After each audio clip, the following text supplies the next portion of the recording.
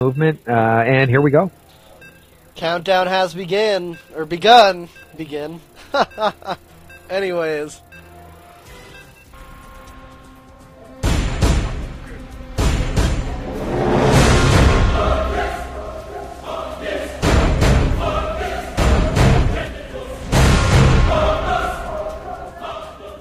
Alright everybody, welcome to Imba TV, where everything is in balance. I'm MC Duffs, and with me is Jim Raynor. We're bringing you the finals of the EU CraftCup Lite number 37.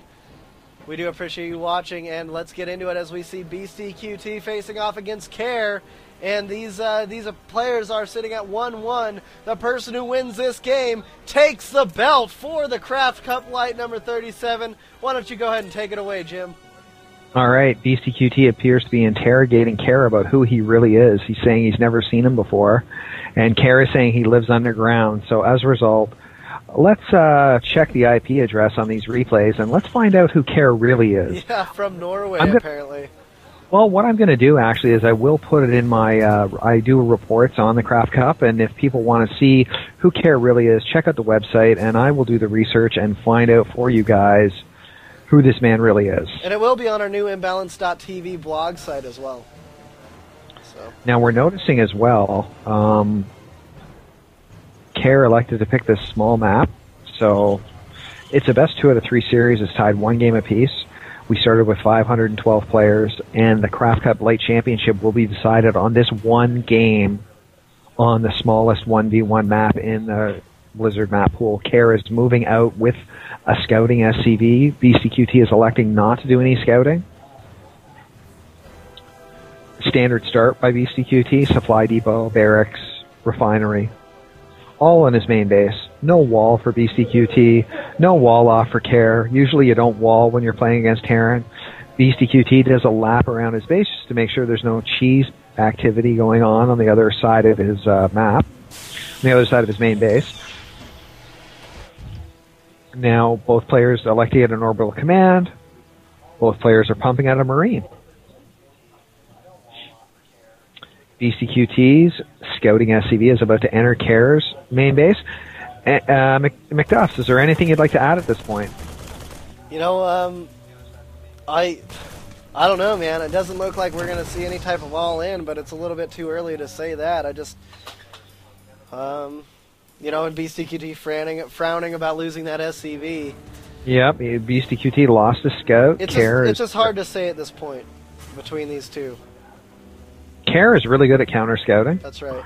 Look at Beastie, man. He's running his Marines all over his main base. He's paranoid. Along with that paranoia is a factory. So barracks with no add-on combined with a factory for BeastyQT's second refinery being built. So that's a good indicator of his future intentions. Obviously, BeastyQT is not going to fast expand once he's getting that second refinery. Kare, on the other hand, only gets 1 refinery and elects to build an expansion command center. I'll tell you what, this is going to be tough. I'm not sure if BeastyQT elects not to expand and really gets a good bio force going, Kare is going to be hard-pressed to hold this expansion. Now, we're noticing Kare is using a Reaper that no doubt will be for scouting purposes. Kare continues to pump out Marines. He's got 1 Marine and a bunker building at the top of his ramp. And ouch, here comes the beast, folks.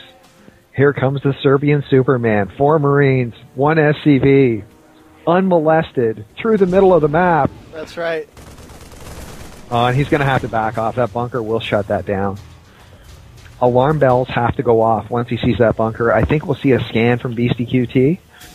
Kare's factory will complete with the tech lab added onto it. BeastyQT, on the other hand, factory with tech lab, starport, and barracks. So as Mr. Advanced Starcraft terminology over here, McDuffs would like 1-1-1. That's right. That's right. The first upgrade out of the factory will be a siege tank upgrade, and a tank is being produced along with a Viking and a Marine. Kare is putting the orbital command add-on. And look at this interesting wall. Look at this wall formation that he likes to use on this map. That is very interesting for sure. And here comes Kare. Now that tank does not have siege upgrade. The siege upgrade is still a good 70 seconds away.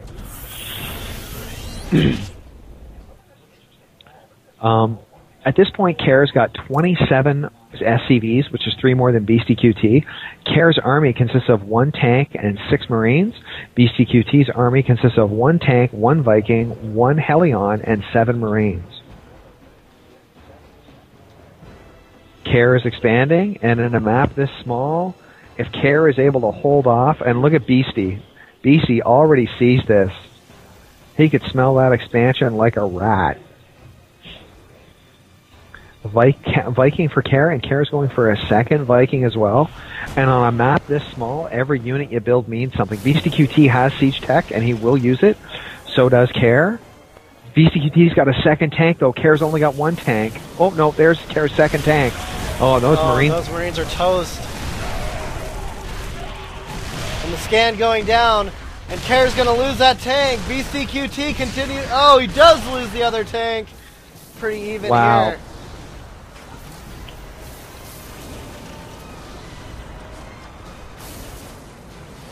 And successful, that was very successfully defended by Kare. BeastyQT, who is now behind economically. BeastyQT only has 2 less SCVs, though.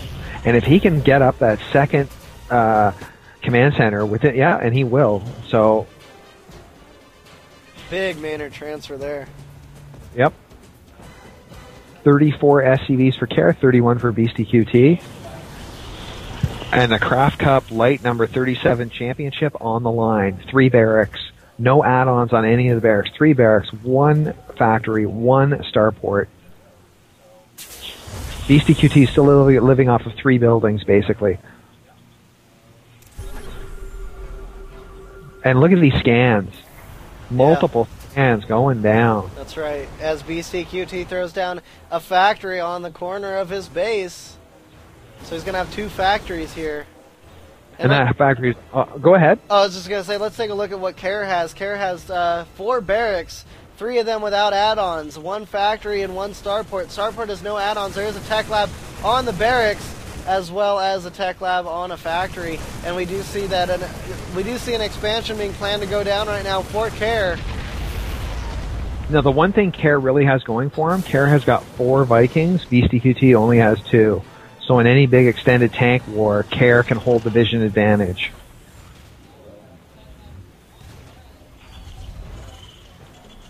And Kare finally is getting the stim pack upgrade. And some reactor cores going down on those barracks. BeastyQT opting to go for Hellion Blue Flame. BeastyQT he really likes that quick hit and run. He likes to stun his opponent, and then when he gathers all his SCVs together in a line because he's running away, he hits them with the blue flame, and he can hit like 10 SCVs at once. We saw that in Game 2 of this series. Nice, so BeastyQT controls this watchtower. This watchtower is about to be controlled by Kare. It's interesting to note that BeastyQT's Marines do not have stim pack. Neither do Kare's, and BeastyQT backs off with that Marine. Kare sits at 51 SCVs. Kare will be mining from 3 command centers shortly.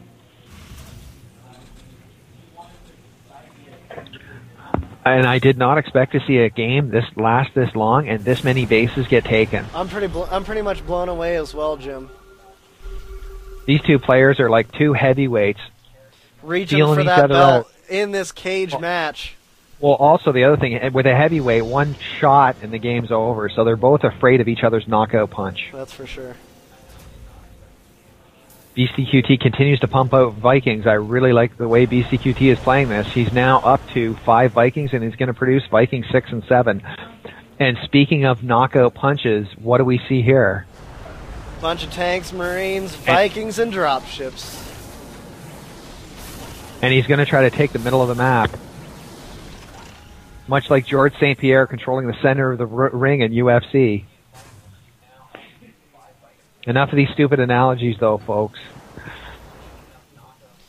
both players have 52 worker units. The difference is Kare's got a 3rd command center, which has become a planetary fortress. Kare also has placed down a watchtower in an interesting position right beside one of his refineries. Yeah. Now look at this. Kare's moving out with a bazillion Marines. If we take a look at the unit counting station, Kare now sits with 34 Marines, 7 tanks, and 4 Vikings. Now these Marines are +1 attack, 0 armor. They have stim pack, and they do have combat shield. So these 41 Marines are very powerful. And let's see what he's going to do with them.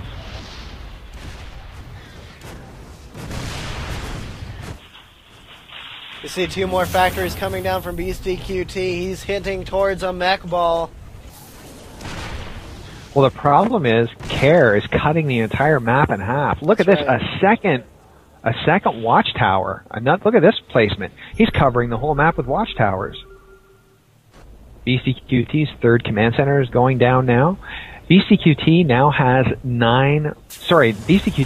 11 more worker units than Kare.